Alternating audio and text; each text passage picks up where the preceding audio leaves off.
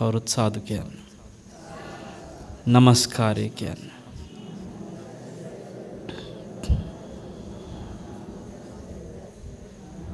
බුද්ධං සරණං ගච්ඡාමි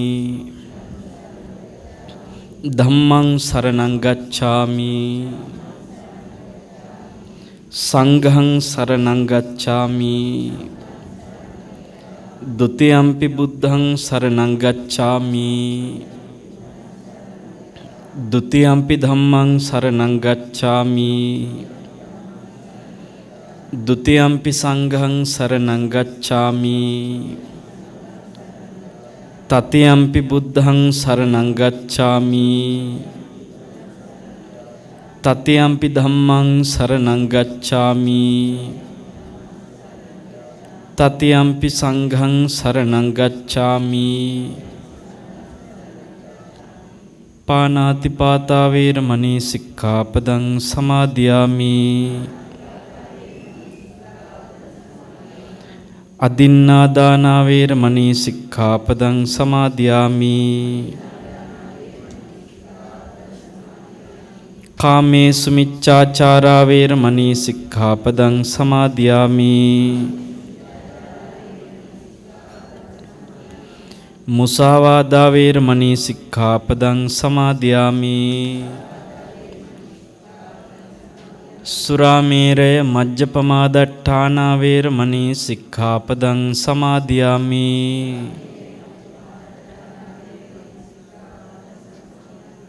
සාදු කියන්න. හැම දිනාගෙම ළඟ තියෙන ජංගම දුරකථන බොහොම කරුණාවෙන් පින්වත්නි කවුරුත් නිශ්ශබ්ද කරලා තියාගන්න හෝරාවකට. කාගෙත් ළඟ තියෙන ෆෝන් මේ වෙලාවේ අනිවාර්යයෙන්ම බලලා නිහඬ කරගන්න.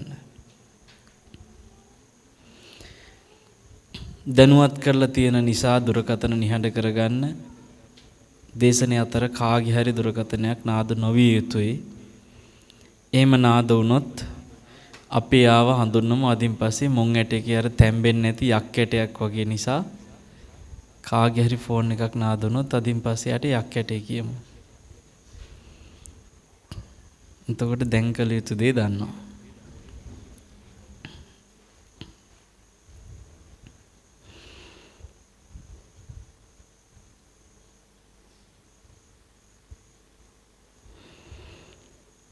සාදු කියන්න.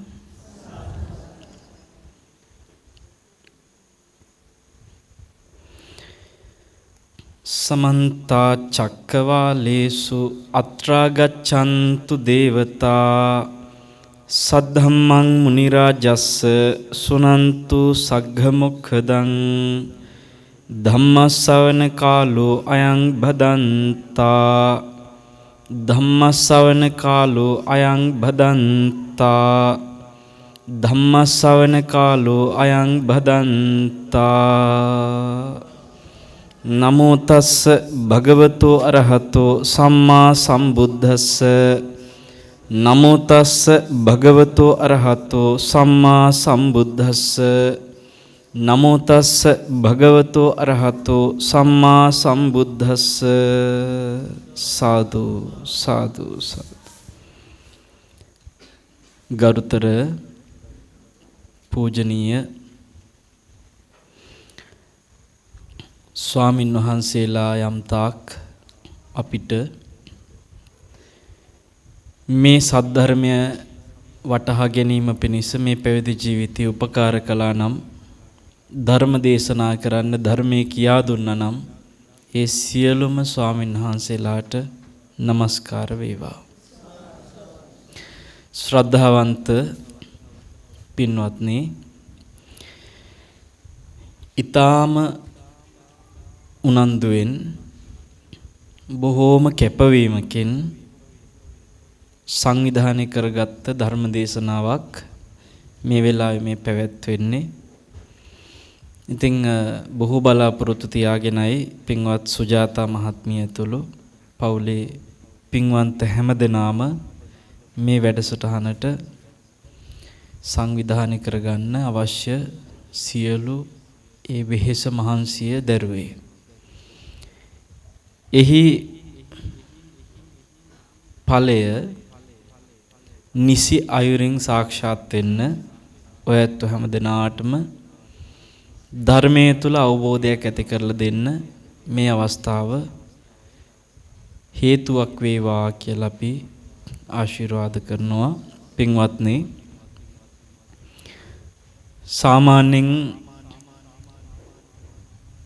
ලංකාවේ නොයෙකුත් දිසාවල සහ විදේශ රටවල විහාරස්ථාන ඇසුරු කරගෙන නිතරම ධර්මයේ දේශනා කරන්න අපි වැඩම කළාට මේ වගේ නිවසකට වැඩම කරන අවස්ථා හරිම අඩුයි. ඒකට එක හේතුවක් තමයි පුද්ගලිකව සීමා වෙච්ච පිරිසකට ධර්මය කියන්න කාලය ගන්න අපහසුතාවය. කාලයත් එක්ක තියෙන සටන නිසා. නමුත් එක පැත්තකින් මම මේ නිවසක පැවැත්වෙන දේශනාවක ප්‍රිය කරන කරුණකුත් තියෙනවා. ඒ තමයි පන්සලක පැවැත්වෙනකොට දේශනයක් ඒ ධර්ම දේශනාවට එන්නේ ධර්මයේ අහන අයම විතරයි. අනිවාර්යෙන් පන්සලේ දේශනය ආරංචි වුණාම කවදත් බණ අහන අය පන්සලට එනවා බණ අහන්න.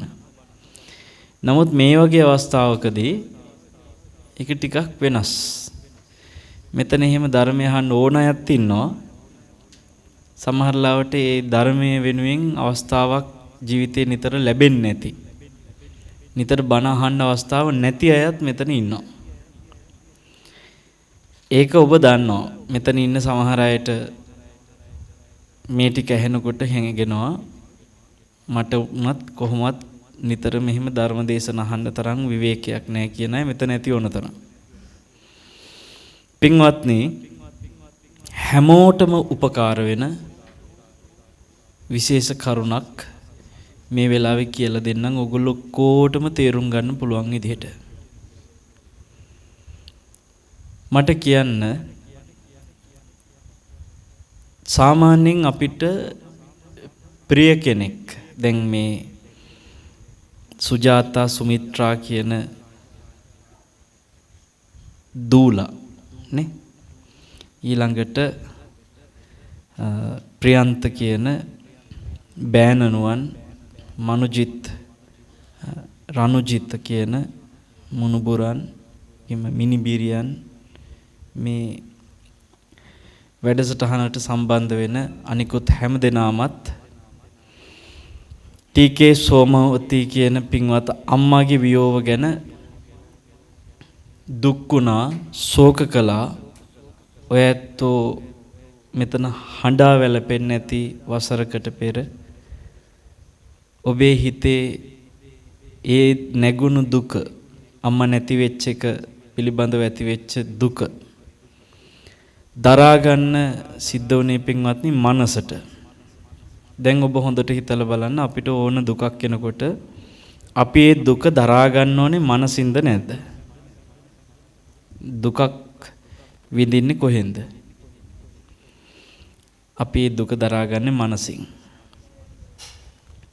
සාමාන්‍යයෙන් කයට දෙන දෙයක් වුණත් අපිට නොතේරුණාට මනසින්ම තමයි ඒක දරාගන්නේ. මම නිකන් තේරුම් ගන්න පොඩි උදාහරණ කීපයක් කියන්නම්. ඔය එක අම්මා කෙනෙක්, මේක සමහරලාට මගේ මාධ්‍ය වැඩසටහන් වලට සවන් දීලා තියෙන අය අහලා තියෙනවා. නමුත් මෙතන ගොඩක් අය බණහපු නැති අය ඉන්න නිසා කියන්නේ, එක අම්මා කෙනෙක් මේ ගොඩාක් රෝගාතුරව බොහොම වයෝවෘද්ධ අම්මා කෙනෙක් රෝහල්ගත වෙලා ඉන්නකොට මිනිබිරිය ගියාලු යාච්චිව බලන්න. ගිහිල්ලා මිනිබිරිය ඇහුවලු ආච්චි කන්න ආස මොනවද කියලා. ඒ වෙලාවේ ආච්චි මොනවද කියනවා, ඒක තේරෙන්නේ නැහැ. පස්සේ මිනිබිරි වැඩ ඇරලා එන ගමන් මේ එයාගේ ළඟ පොඩි නෝට්බුක් එකක් තිබ්බා. මෙයා ඒක අරගෙන පෑනකුත් අරගෙන ආච්චිගේ අතේ තිබ්බා. තියලා පෑනත් ආච්චිගේ අතට දීලා අතත් අල්ලගත්තා. අල්ලගෙන ආච්චිට කිව්වා ආච්චි මම අත අල්ලගෙන ඉන්නේ. ආච්චිගේ හිතේ ඔය කන්න ආසයි කියලා හිතෙන දේ ආච්චි මට අමාරුවෙන් කියන්න ගිය දේ ආච්චි මේකේ පුළුවන් විදිහට ලියන්න කිව්වලු. ඊට පස්සේ දැන් ආච්චි එයාගේ හිතේ ඛණ්ඩ ආසාව තියෙන දේ හිමින් හිමින් ලියනවා දැන්. ඉස්සෙල්ලම ලිවලු කොම්බුව. ඊට පස්සේ ලිවලු පයන්න.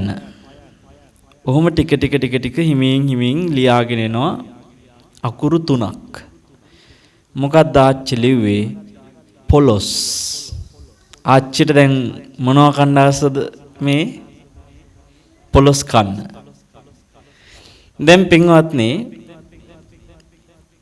ආච්චි කල්පනා කර ඉන්නවා කෙල්ල පොලොස් ගෙනයි කියලා. හැබැයි ආච්චි බට දාලා ඉන්නේ.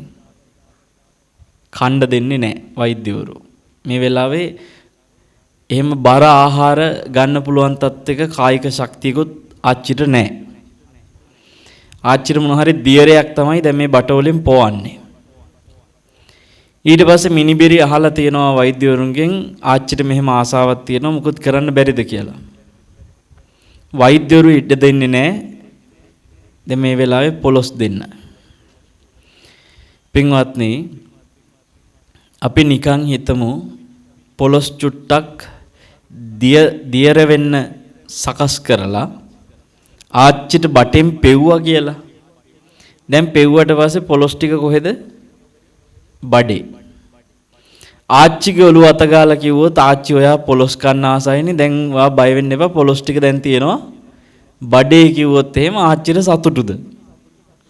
නෑ. ඒ කියන්නේ දැන් පැහැදිලි ආච්චිට දැන් පොලොස් ඕනේ බඩටද හිතටද? ඕක කොච්චර බඩට දැම්මත් බටෙන් ආච්චිට අර පොලොස් කෑවා කියන ආසාව සංසිඳෙන්නේ නෑ.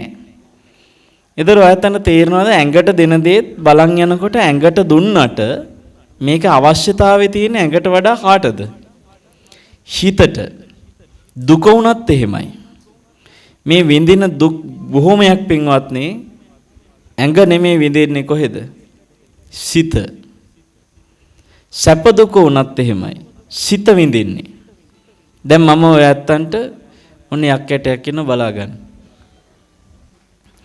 අපි කලින්ම කියලා තියෙන්නේ දුරකථනයක් නාදුනොත් ඒ දුරකථනයේ අයිති කෙනා යක්කැටේ. අදින් පස්සේ යාට යක්කැටේ කියලා කියන්නේ.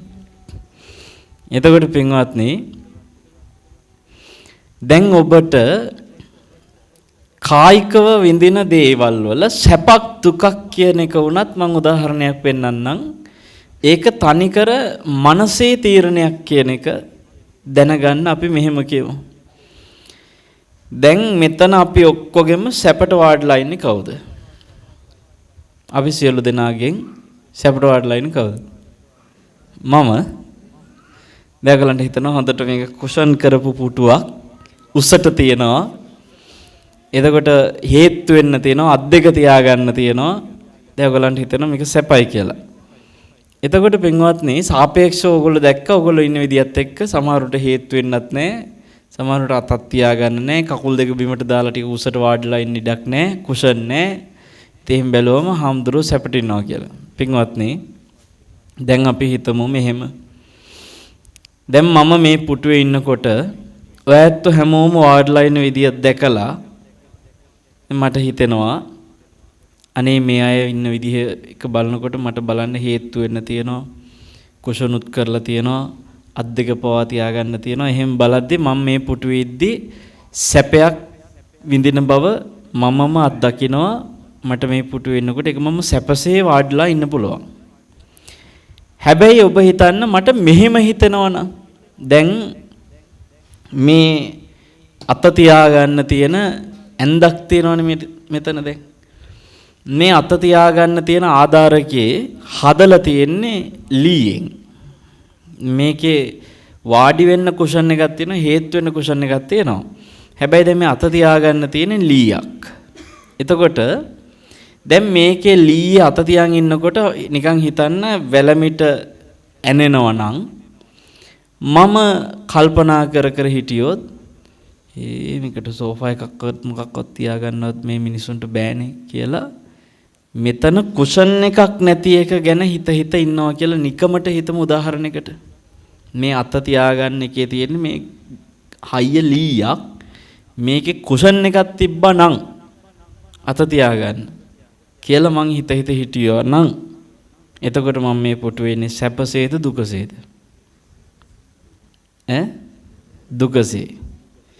බලන්න එතකොට එකම පුටුවේ ඔන්නම් මට සැපසේ වාඩිලා ඉන්නත් පුළුවන්, ඔන්නම් දුකසේ වාඩිලා ඉන්නත් පුළුවන්. දැන් ඔබට තේරෙනවද ඒතර පුටුවේද මේ ප්‍රශ්නේ තියෙන්නේ මනසේද? මනසේ. එතකොට දැන් අපි පුටුවේ තියෙන සාපේක්ෂව දකින්න සැපය පිනිස තියෙන දේ දැක්කොත් සැපසේ වාඩිලා ඉන්නවා. පුටුවේම අපහසුතාවයක් ඇති වෙන යමක් ඔළුවෙන් අල්ලගත්තොත් එහෙම මනසින් අල්ලගත්තොත් ඒක ගැනම හිතා ඒක පීඩාවක් කරගෙන මම මේ පුටුවේ දුකසේත් ඉන්නවා. එතකොට ඉතින් දැන් සුජාත මහත්මියලා ගැන පවා හිතනවා මේ මිනිසුන්ට බෑනේ මෙතන මොකක් හරි මේ පහසු පුටුවක් තියන්න බැරුණානේ මේ හයිය ලීයක් තියෙන එකක් තියලා ගග මං කල්පනා කර ගැටි ඉඳී එතකොට දුකසේ. එහෙනම් පුටුව මත තීරණයක් වෙන්නේ මම සැපසේ ඉන්නවද දුකසේ ඉන්නවද කියන එක. ඒක තනිකර තීරණය කරන්නේ මනසින් හිතන දකින දැක්ම, ඒ මානසිකාර කරන විදිහ, එතන සංඥාව ගත්ත විදිහ මත කියලා තේරෙනවද? එතකොට පින්වත්නි අපි කායිකව විඳින සැප, කායිකව විඳින දුක පවා තනිකර මනසින් තමයි බොහෝ විට වෙනස් කරගන්නේ. ඉතින් ඒක නිසා මතක තියාගන්න කෙනෙකුගේ වියෝවකදීත් අපි ඒ දුක විඳින්නේ කොහෙන්ද? මනසින්. දැන් බලන්න අපිට හිතෙනවා මලගෙදරක ඒ ඇහැට පේන දැක්ම අපිට දුකක් ඇති කරනවා කියලා. දැන් ඒක තීරණය කළෙත් මනසින්මයි කියන එකට මම පොඩි උදාහරණ කීපයක් කියන්නම්. හිතන්න ඔබ අවුරුදු 40 ගානක විතර ඔන්න මෘත ශරීරයක් තැම්පත් කරලා තියෙන මලගෙදරකට යනවා කට්ටිය. දැන් මෙතන ඉන්නවා ඔය මැරිච්ච මිනිස්සයාගේ නෝනා. අපි හිතමු දැන් මේ මලගෙදර මෙතන තියෙනවා, එතන නෝනත් ඉන්නවා. මැරිලා ඉන්නේ අවුරුදු 40 ගානක විතර මිනිස්සෙක්. එයාගේ ළමයිනුත් ඉන්නවා දැන් මේ මලගෙදර. ඊට පස්සේ අපි හිතමු එයාගේ අම්මා තාත්තත් ඉන්නවා. ඔතන ඉන්නවා එයාගේ සහෝදරයොත්. ඔතන ඉන්නවා එයාගේ යාළුවොත්. ඔතන ඉන්නවා එයාගේ අසල්වැසියොත්. ඔතන ඉන්නවා පින්වත්නි එයාගේ හතුරුත්. ඔය මලගෙදර.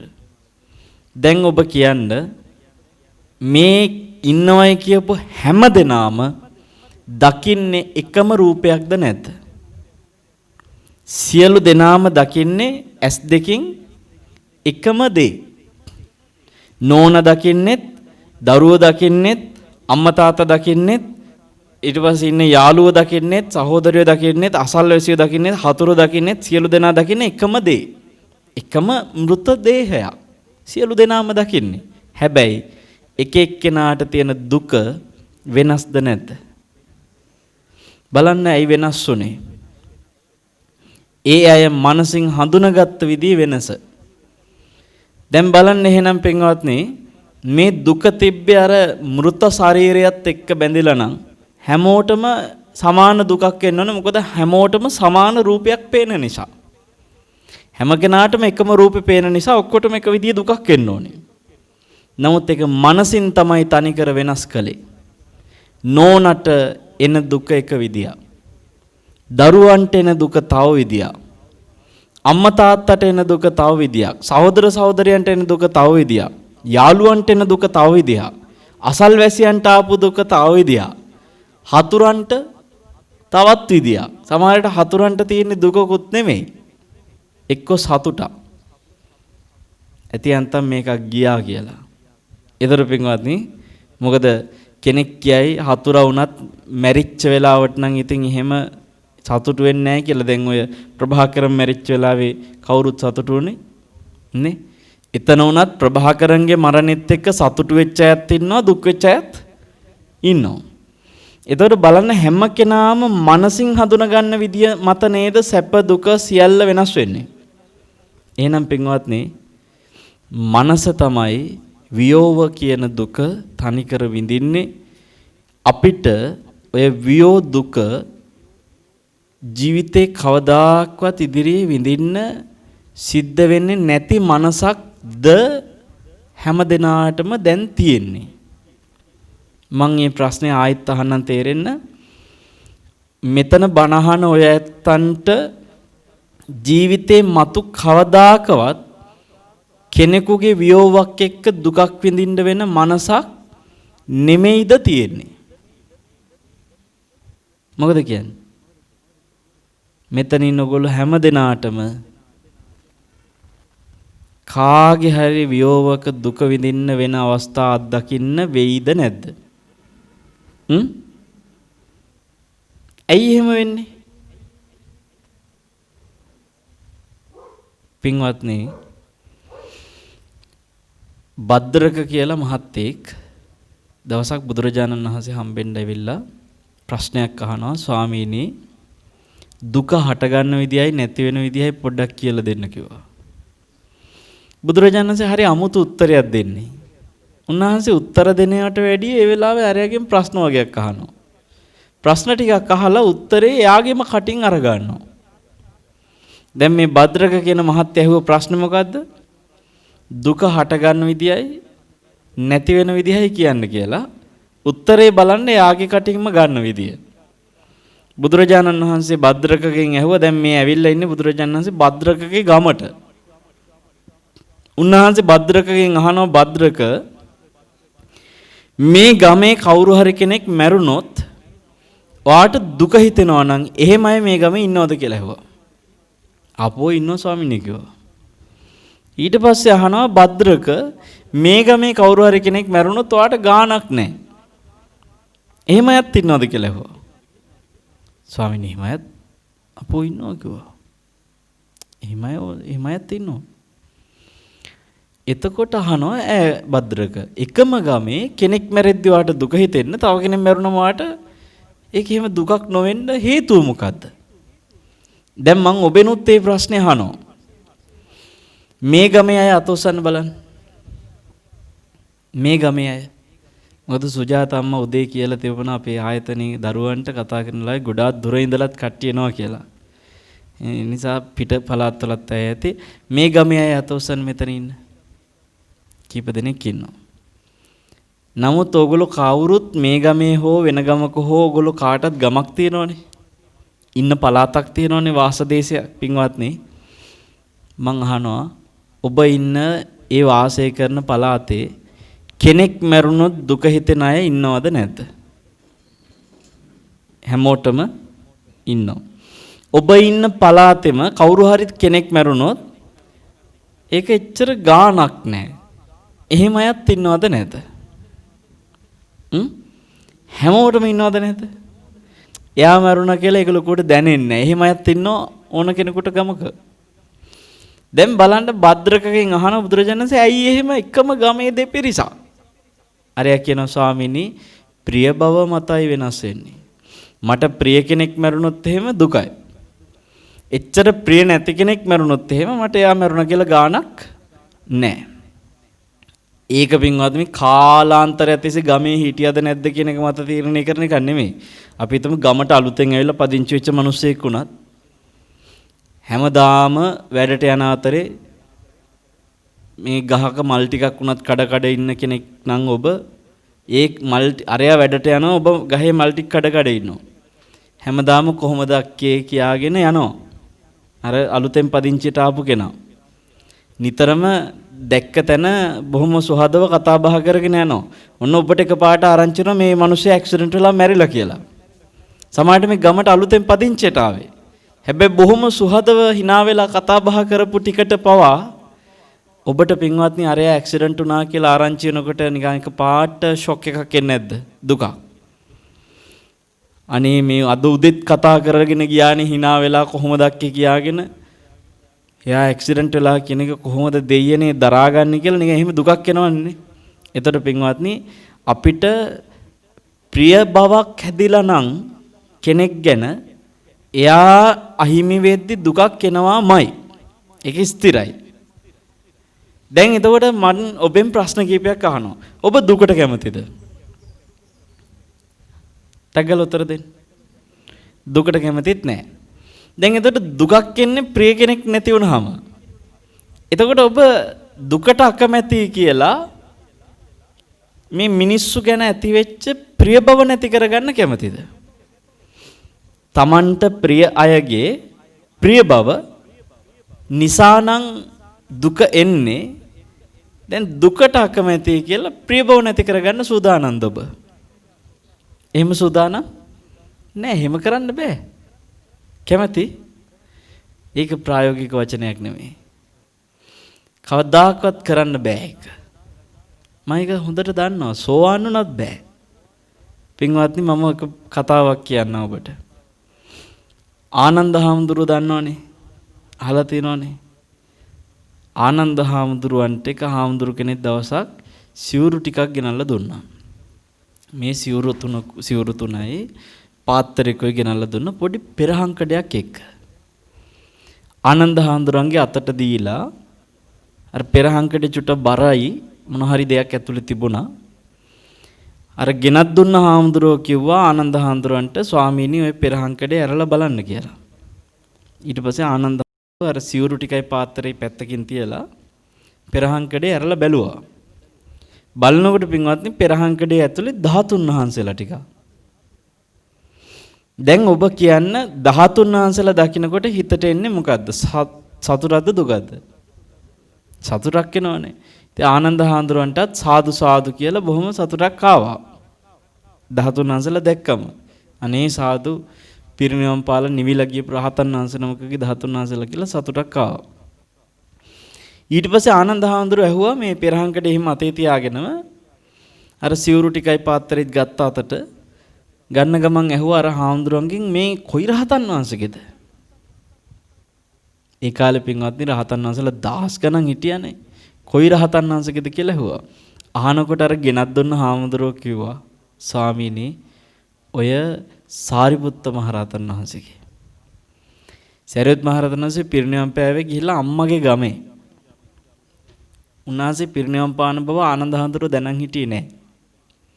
දැන් ඔහොම තමයි ආනන්ද හාමුදුරන්ට ඉස්සෙල්ලාම ආරංචි උනේ පිරිනිවන් පාපු බව.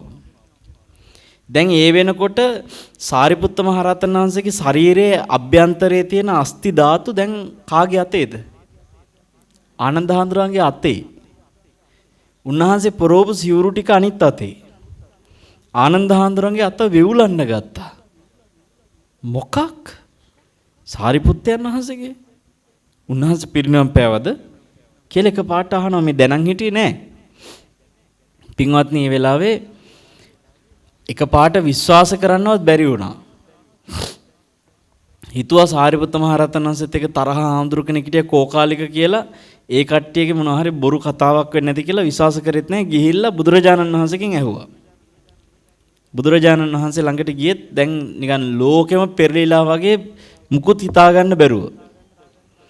එකාතකට හිතනවා දැන් මගේ අතේ මේ වැඩ ඉන්න 13 වහන්සේලා ඇත්තටම සාරිපුත්ත මහරහතන් වහන්සේගේද කියලා සැකයකුත් තියෙනවා. ඒකත් එක්ක මහ පුදුම දැන් හිතට තියෙන පීඩනයක්. බුදුරජාණන් වහන්සේගෙන් ගිහින් ඇහුවා. අහනකොට පින්වත්නි බුදුරජාණන් වහන්සේ කිව්වා ආනන්ද ඔය සාරිපුත්තගේ තමයි. කියනකොට පින්වත්නි ආනන්ද හාමුදුරන්ට එකපාරට ක්ලාන්තයක් ආවා. කැරකිල්ලක් නිකන් අර අඳුරු වෙලා ගියා. මුකුත් පේන්නේ නැතුව.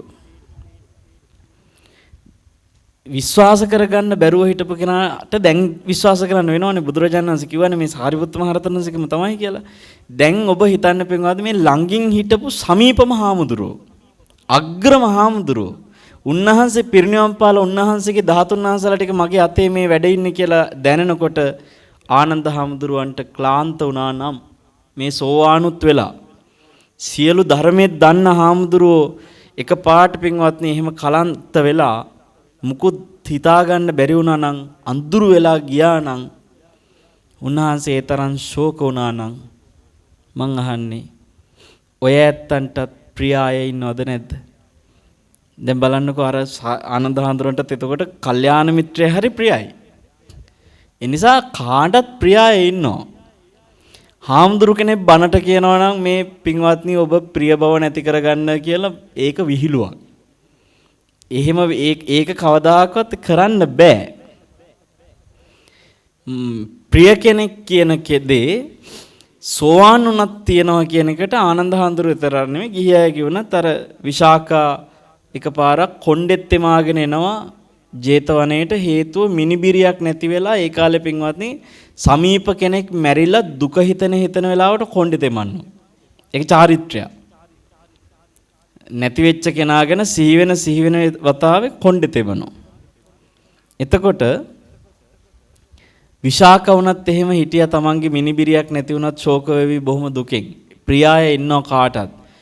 ඒ නිසා මම මේ වෙලාවේ ඔබට ප්‍රිය බව නැති කරගන්න කියලා බොරු බණ කියන්නේ ඒක කරන්න බෑ. ඔගොල්ලෝ කාටත් ප්‍රියාය ඉන්නවා ප්‍රිය දේවල් තියෙනවා ප්‍රිය තැන් තියෙනවා ඒක නැති කරගන්න බෑ. හැබැයි ප්‍රශ්නිකුත් තියෙනවා දැන්. ප්‍රිය බව නිසා නම් දුක ඇති වෙන්නේ ප්‍රිය බව නැති කරගන්නත් බැරි නම් මොකද්ද මේකට තියෙන විසඳුම? විසඳුමක් තියෙනවනේ පින්වත්නි. මම ඔබට අන්නේ ප්‍රායෝගික විසඳුම තමයි මේ කෙටියෙන් කියලා දෙන්න හදන්නේ. ඉතින් බලන්න කොච්චර කරුණාවෙන් කිව්වත් දුරකථන නිහඬ කරගන්න කියලා අච්චර උපමාවක් කියලා දැක්කනේ. අපි ප්‍රායෝගිකව දන්නව ලංකාවේ මිනිසුන්ගේ හැටි ඒකයි අර සැර උපමාවක් කිව්වේ. ඒ කියලාත් අහන්න බෑනේ. එන යක් ඇටේ කිව්වත් ගාණක් නැහැ.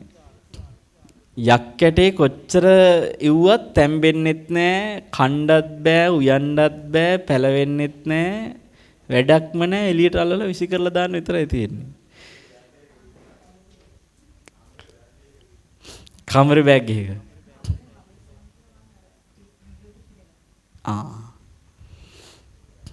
ඒකනේ ඒක දැන් මම දේශනේ පටන් ගන්න කලින්ම කියනකොට මතක් වෙන්න ඕනේ මගේ ෆෝන් එක තියෙන අසවල් තැන ඒක පොඩ්ඩක් නිහඬ කරන්න ඕනේ කියලා කාටත් ඒ වෙලේ සිහි වෙන්න ඕනේ. දැන් කමන්නේ ඒක අපි ප්‍රශ්නයක් කරගන්න නැතුව සාකච්ඡා කරමු පින්වත්නි. ඔබ මට කියන්න මානසිකව ඔබට තියෙන ශක්තිය ගැන ඔබ දන්නවද ඔබේ කොච්චර පරාසයකට ඔබට මානසික ශක්තියක් තියනවද කියලා? දැන් මෙතන කැරපොත්තන්ට බය අය අතෝසන් බලන්න. නේ කැරපොත්තෙක් දැක්කත් බය හිතෙන අය අතෝසන් බලන්න නවංකෝ මටක් ගාලා ඉක්මනට. බය අය ඉන්නවද නැද්ද? ඉන්නවනේ. හොල්මන් වලට බය අය අතෝසන් බලන්න. ඉන්නවා. හොල්මන් වලට බය නැති අය අතෝසන් බලන්න. සමහර අය ඉන්නවා මන්නම් හරි ආසයි බලන්න. එහෙම අයත් ඉන්නවා. සමහරලට රැයට කන තුල ළඟට ගිහලා බලන් ඉන්න අය ඉන්නවා. මේ හොල්මනක් බලන්න ඕනේ කියලා. එහෙම අයත් ඉන්නවා. එතකොට ලේ දකින්න බය අය අතෝසන් බලන්න. ඉන්නවා. එක එක අය මට ඔය කියපු විදිහ තවත් තියෙනවා. ගොඩාක් වෙලාවට පින්වත්නි සමහර අය මානසික ශක්තිය එකිනෙකාට සාපේක්ෂව අඩු වැඩි වෙනස්කම් තියනවද නැද්ද? තියෙනවා. ඔයගොල්ලෝ දැකලා ඇති ඔය රූපවාහිනී සමහර වැඩසටහන් වල බයක් හිතෙන මොන හරි වගේ දෙයක් දානකොට කලින්ම දානවා සංවේදී අය නැරඹීමෙන් වළකින්න කියලා. ඇයි ඒ? බලන්න බැරි අය ඉන්නවා. ඒ කියන්නේ මානසික ශක්තියේ අඩු වැඩිකමනේ. සමහරුන්ට ඒ දේ බලන්න තරම් මානසික ශක්තියක් නැහැ. ඒ කියන්නේ සංවේදී කියන එකේ තේරුම මොකක්වත් නෙමෙයි මානසික ශක්තිය අඩුයි කියන එක. දැන් රණවිරුවෙක් වුණාට පස්සේ හිතන්න ඕන දෙයකට ඔට්ටුයි කියන විදිහේ මනසක් හැදෙනවනේ. ඒ කියන්නේ එයාගේ මානසික ශක්තිය නැතු වෙන දෙයක් නෙමෙයි. සංවේදී කියන වචනේ ඇතුළේ වෙන මොකක්වත් නෙමෙයි කියන්නේ දුර්වලයි කියන එක. සංවේදී කියන එකේ තේරුම ඒක සංවේදී කියන එක සාපේක්ෂයි. පරිසරයට සංවේදී වෙනවා, සතා සිව්පාවුන්ට සංවේදී වෙනවා කියලා කියන්නේ දුර්වලයි කියන එකක් නෙමෙයි එතෙන්දී. එතෙන්දී මේ මානසිකව ආදරෙන් හැඟීමක් තියනවා කියන එක එතෙන්ට සංවේදී කියන වචනේ නෙමෙයි පාවිච්චි කරන්න ඕන එක පැත්තකට. කොහොම හරි පින්වත්නි මම මේ කියන්නේ අර රූපවාහිනී වැඩසටහන් වල සංවේදීය නරඹන්න එපා කියන එක කියන්නේ දුර්වලතාවය. ඒකට මානසික හයියක් නැහැ. එක එක්කෙනාට කායික හයියයි මානසික හයියයි කියන එක වෙනස්. දැන් බලන්න සමහරුන්ට කායික ශක්තිය වෙනස ගත්තොත් බෝතලයක මූඩියක් අරගන්න බැරි අය ඉන්නවනේ සමහරුනේ. එතකොට එයා වෙන කෙනෙකුට දෙනවා මේක පුළුවන් නම් ඇරලා දෙන්න කියලා. එතකොට ඒක තව කෙනෙක් ඇරලා දෙනවා. ඒ කියන්නේ එක්කෙනෙකුට මේ කායික ශක්තිය නැහැ අර කරගන්න තව එක්කෙනෙකුට තියෙනවා. එතකොට ඒ වගේ පින්වත්නි කාය ශක්තියයි මානසික ශක්තියයි විවිධත්වයක් තියෙනවා කියන එක තේරෙනවද? අත උස්සන්න බලන්න. ඒකේ විවිධත්වයක් තියෙනවා කියලා පැහැදිලි අත උස්සන්න බලන්න. දැන් ඔබේ තියෙන කායික ශක්තිය සහ මානසික ශක්තිය ගැන කොච්චර තේරුමක් ඇතුව ඉන්නවද? ඔබට මානසික ශක්තිය වෙනුවෙන් ඔබ යමක් කරනවද? සමහර ඉන්නවා කායික ශක්තිය වෙනුවෙන් යමක් කරන. කාය ශක්තිය වර්ධකයෝ කියලා පිරිසක් ඉන්නවද නැද්ද? ඒගොල්ලෝ ජිම් යනවා. විවිධ ශක්ති ජනක ක්‍රියාකාරකම් වල යෙදෙනවා. ඒගොල්ලෝ කායික ශක්තිය උපතින් ලැබිලා තියෙන ශක්තිය තව වැඩි කර ගන්නවා. කාය වර්ධකයෝ කියනවා. පින්වත්නි මානසික ශක්තියත් හොඳට මතක තියාගන්න. ඔය උපතින් ලැබිලා තියෙන මානසික ශක්තිය වැඩි කරගන්න පුළුවන්. ඒක වැඩි කරගත්ත හැකි. කොහොමද ඒක කරන්නේ? දැන් මම පැවිදි වෙච්ච මුල් කාලේ අවුරුදු 15 දී මට පැවිදි වෙච්ච මුල් කාලේ තිබිච්ච ශක්තියයි ඊට පස්සේ අවුරුදු 19ක් විතර වෙනකොට මහාන වෙලා අවුරුදු කීපයක් යනකොට තිබිච්ච ශක්තිය අතර වෙනස මට තේරෙනවා මේ ධර්මෙත් එක්ක කොහොමද මානසික ශක්තියක් වෙනස් වෙන්නේ කියලා. මට මතකයි මම මුලින්ම මහාන වෙලා මාස කීපයක් යනකොට මං හිටියා එක ආරාමයක. ඒ ආරාමේ රබර් කැලයක් තියෙන්නේ. කන්ද පල්ලෙහා තියෙනවා බුද්ධ වන්දනා කරන බුද්ධ මන්දිරේ. ඊට පස්සේ ධර්මශාලා දානශාලා ඒ ටික තියෙනවා කන්ද පල්ලෙහා. කුටි ටික තියෙන්නේ කන්ද මුදුනේ. දැන් රැට මේ වන්දනා කරලා ඔක්කොම ස්වාමීන් වැඩිහිටි සන්නන්සලට වන්දනා කරලා බුද්ධ වන්දනා කරලා ඔක්කොම කටයුතු වලින් පස්සේ අර උඩ තියෙන කුටි වලට අර රබර් කැලේ ඇස්සෙන් යන්න ඕනේ තනියම. දැන් මගේ කුටියත් වෙනම තැනක තියෙනවා. මම ඒ කැලේ ඇස්සෙන් යන්න ඕනේ. මට මතකයි ওই රබර් කැලේ ඇස්සෙන් යන්න අවුරුදු 15 දී එදා මම හරි බයයි. මම අර චූටි මේ පොඩි කැසට් එකක් තියාගෙන ඕකට දාලා මේ පිරිත් වගේ ඇහෙන පීස් එකක් ඒ කාලේ ඔය CD වැඩිය තිබුණා. ගොඩාක් අද තරම්ම සාමාන්‍යකරණය වෙලා නැහැ. එතකොට කැසට් එකක් දාගෙන මම ඕක කනට තියාගන්නවා මේ ප්ලේ කරලා තියාගෙන ටිකක් වේගෙන් යනවා ඉක්මනට අර කහගෙන කුටියට. දැන් පොඩි බයක් තියෙනවා අර කැලේ අස්සෙන් යන්න රැට. එතකොට හැබැයි ගිහිල්ලා කුටියට ගිහලා ඉක්මනට දොරවල් වහගන්නවා. දැන් අවුරුදු 15 දී. ඊට පස්සේ 19ක් වෙනකොට මම මොණරාගල පැත්තේ මාරියාරාව කියලා ගමක, ඒ කියන්නේ මම කොළඹ හැදෙන්නේ රාජගිරිය කිට්ටුව මගේ ගෙවල්. මම ඊට පස්සේ දැන් ඔය පැවිදි ජීවිතේ මුල් කාලේ කැලෑ ඇසුරු කරගෙන එහෙම ඉන්න කාලේ තියෙනවා. මාරියාරාව කියලා මොණරාගල ඒ ගල් ලෙනක කාලයක් ඉන්නවා තනියම. ඒතර අවුරුදු 19යි. ඒ කාලේ මට මතකයි අපි පින්ඩපාතේ වැඩම කරලා තනියෙන් මම ඒ ලෙනට එනවා. ගමෙන් කිලෝමීටර් 1.5ක දෙහික විතර දුරක් කැලේ ඇතුළේ එන්න ඕනේ ලෙනට. ලොකු ලෙනක්. පින්වත්නි කරන්ට් එක නැහැ. එතන ලන්තෑරුමක් පත්තු කරගෙන ඉන්න තියෙන්නේ. වැසිකිළිය තියෙන්නේ ඇටච් කරලා නැහනේ ලෙනට. වැසිකිළිය තියෙන්නේ චුට්ටක් ලෙනෙන් බැහැලා පල්ලෙහාට යන්න ඕනේ පොඩ්ඩක්. එහාට වතුර ගන්න යන්නේ කන්ද මුදුනේම තියෙනවා ගල් තලාවක්. ඒකේ ලිඳක් තියෙනවා ගලේම හැදිච්ච තලාව. ඔය ලිඳට ගිහිල්ලා පැම්පහසු වෙලා කලයකට වතුර අරගෙන එනවා. වැසිකිළියට ඕන වතුර ටිකත් එතන බාල්දියකට පුරවගන්නේ අර ලිඳෙන්ම ගෙනල්ලා. එතකොට ඕකි මම කාලයක් තනියෙන් ඉන්නවා ඒ අවුරුදු 19 දී. එතකොට පින්වත්නි අර මහා විශාල ලෙනක් ඇතුලේ විදුලියක් නැතුව ලන්තෑරුමක් පත්තු කරගෙන කාත් කවුරුත් නැතුව ගමෙන් කිලෝමීටර් 1.5ක් දෙකක් විතර ඇතුලේ කැලේ යස්සේ වල්ලූරෝ වගේ සත්තු විතරයි මුළු කැලේටම ඉන්නේ මිනිස්සු නැහැ. එතකොට ඔය අක්කර 1000 ගානක කැලෑවක්.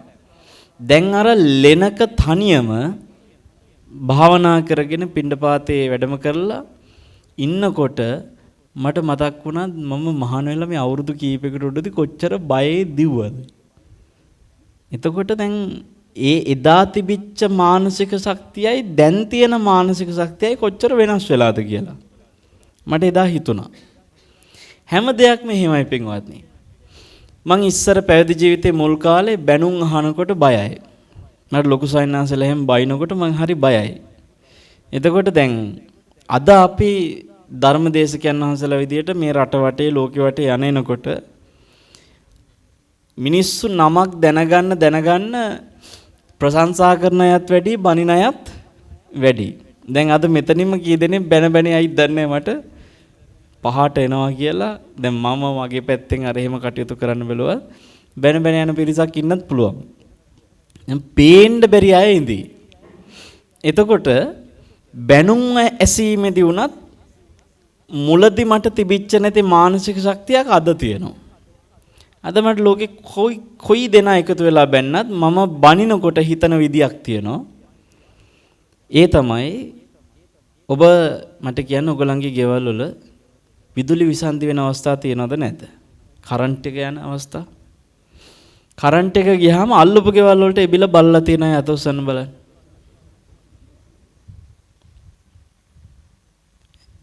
කවුරුත් වැඩේ කරලා තියෙනවනේ.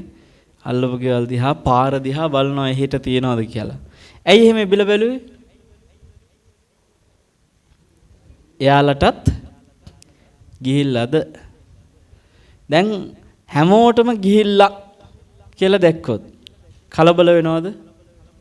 නැහැ. එතකොට දන්නවා මේක පොදු ප්‍රශ්නයක්. දැන් ඔබ ඉබිලා බලනකොට පේනවා හැමෝටම කරන්ට් එක තියෙනවා. අපිට විතරයි නැත්තේ. දැන් කලබල වෙනවද නැද්ද? එතකොට ඔන්න ට්‍රිප් ස්විච් ඕෆ් වෙලාද බ්‍රේකර් ඕෆ් වෙලාද කියලා ටක් ගාලා හොයනවද නැද්ද පැනල් එක ළඟට ඇවිල්ලා? ඔන්න කලබල වෙනවා. ඒ කියන්නේ ප්‍රශ්නේ පුද්ගලික නම් කලබල වෙනවා. ප්‍රශ්නේ පොදු නම් කලබල වෙන්නේ නැහැ. ඔය න්‍යාය හැමෝටම එකයිද නැද්ද? ඉතින් මමත් පින්වත්නි බැනුම් නින්දා අපහාසවලදී මම තේරුම් ගත්තා බුදුරජාණන් වහන්සේත් බැනුම් ඇහුවා. අච්චර අර යසෝදරාලයි මුළු අන්තපුර ස්ත්‍රීන් හිටිය. අන්තපුරයක් විදියට සිද්ධාර්ථයන්ට හිටියේ නැහැ. නමුත් ස්වභාවයෙන් රාජකීය නිසා උපස්ථාන සියල්ලට කාන්තාව හිටිය 80000 ගාණක්.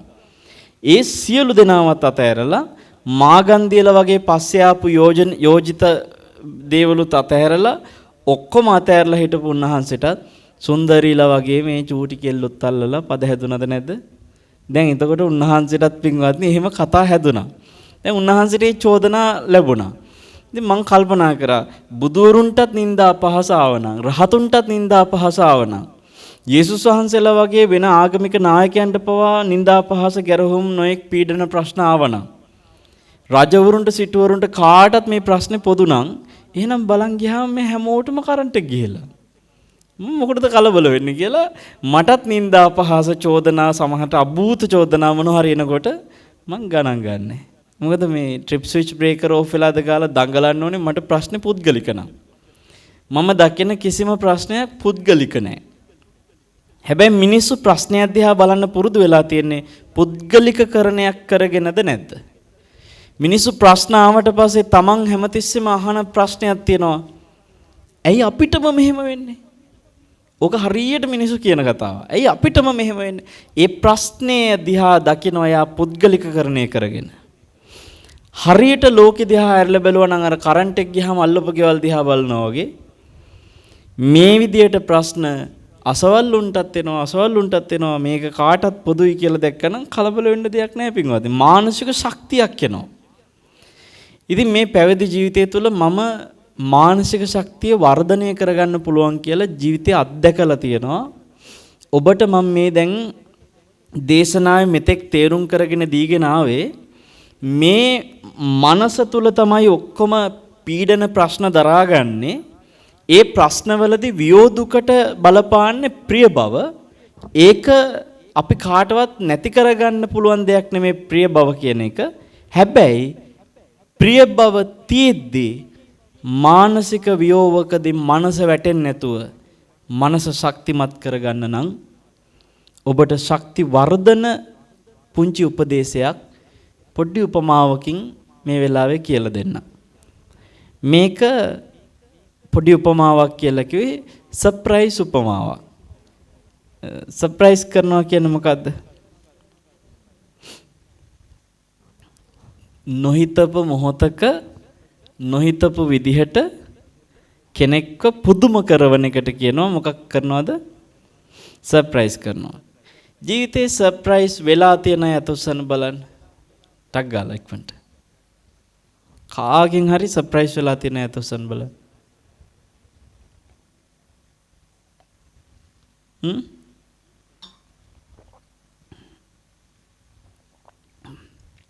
පෞගිය කාලේ රටෙත් සර්ප්‍රයිස් කියන වචන ගැන කතා වුණා. සිකුරාදට සර්ප්‍රයිස් කරනවා කියලා. මතක ඇති නේද? ජනාධිපතිතුමා අපිව සර්ප්‍රයිස් කරනවා කියලා මිනිස්සු කිව්වා. සර්ප්‍රයිස් කරනවා කියන එක පොදුවේ මේ කාටත් නොඑක් විදිහට වෙලා ඇති. සර්ප්‍රයිස් වෙච්ච අය නෙවෙයි. සර්ප්‍රයිස් කරලා තියෙන අය තවසන් බලන්න. කාව හරි සර්ප්‍රයිස් කරලා තියෙන අය. කළා නේ? මේක නිකන් ලැජ්ජ වෙන්න ප්‍රශ්නයක් ඇහුවා වගේ. කසාද බැඳලාද කියලා ඇහුවා වගේ නිකන් ඇඹරෙනවා ප්‍රශ්නෙට. පින්වත්නි සර්ප්‍රයිස් කරනවා කියන එක මහා නරක දෙයක්ද? ඒක කිසිම නරකක් නෑ.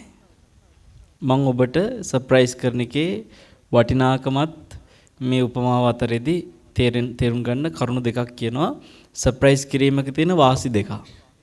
සර්ප්‍රයිස් උපමාවක් ඔස්සේ මානසික ශක්ති වර්ධනයට කෙනෙක් වියෝ වෙනකොට අපේ අම්මා තාත්තා කවුරු හරි ළඟ ඉන්න කෙනෙක් වියෝ වෙනකොට ඔබේ මනස ශක්තිමත් කරගන්න මෙන්න මේ සර්ප්‍රයිස් උපමාවත් එක්ක තේරුම් ගන්න දෙයක් කියලා දෙන්නම්.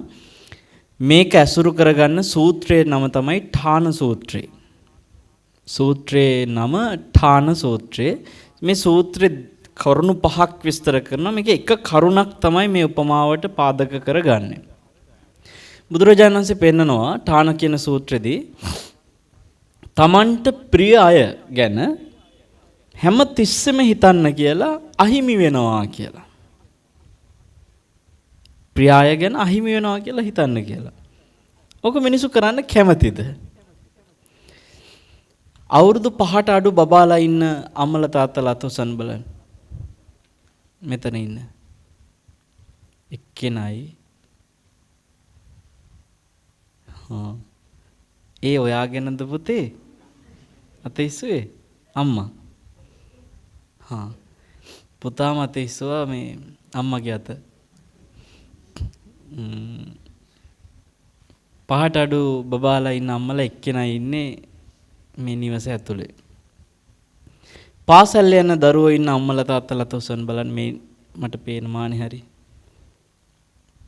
ඉන්නවා. ඔය කට්ටිය කියන්න ඒ තමන්ගේ දරුවා ගැන ප්‍රිය බවක් තියෙනවනේ. එතන දැන් බුදුරජාණන්සේ ඨාන සූත්‍රයේදී කියනවා ප්‍රියාය ගැන නිතරම අහිමි වෙනවා කියන එක ගැන හිතන්න කියලා. කැමතිද ඕගොල්ලෝ තමන්ගේ දරුවා ගැන මෙයා මට දවසක අහිමි වෙනවා කියලා හිතන්න කැමතිද? කැමතිද? නෑනේ. එහෙම හිතනගෙන යා මූසලයි වගේද? නේද? සමහරට හිතනවා එහෙම හිතන එක මහා මූසලයි. ඇයි එහෙනම් බුදුහාඳුරෝ එහෙම ඒවා කියන්නේ? දැන් මිනිස්සුන්ට බුදුහාඳුරෝ ගැන තියෙන ලොකු ප්‍රශ්නයක් ඔය වගේ ඒවා. සමහරව හිතනවා ඒව නිකන් නෙගටිව් විදිහට යන ඒවා. ඒක නෙගටිව්. මම ඔබට මේ කියන්න යන සර්ප්‍රයිස් උපමාවත් එක්ක ඔය ඨාන සූත්‍රය බුදුරජාණන් වහන්සේ කියපු කතාව කොච්චර නෙගටිව්ද පොසිටිව්ද කියලා තේරෙයි දැන්. අපි කියමු ජොසිපිනා කියලා ඔන්න අම්මා කෙනෙක් ඉන්නවා. ජොසිපිනා අක්කා කියලා කියමු. මෙතන ඉන්නවද ජොසිපිනාලා? ඉන්නවා නම් එයා නෙමෙයි ඈ. මෙතන ඉන්න කෙනා නෙමෙයි. ජොසිපිනාට Facebook account එකකුත් තියෙනවා. හරිද? ජොස්පින් කියලා ගහලා තියෙන්නේ Facebook එකේ. දැන් ජොසිපිනාගේ Facebook account එකේ මෙයා දැන් යාළුවෝ ටිකක් ඉන්නවා ජොසිපිනාට. මෙතන ඉන්න ජොසිපිනාලා එහෙම නෙමෙයි ඈ. ජොසිපිනා වැඩට යන්නේ නැහැ. රස්සාවක් කරන්නේ නැහැ. ගෙදරට වෙලා ඉන්නේ. මහත්තයා විතරයි ජොබ් එකට යන්නේ.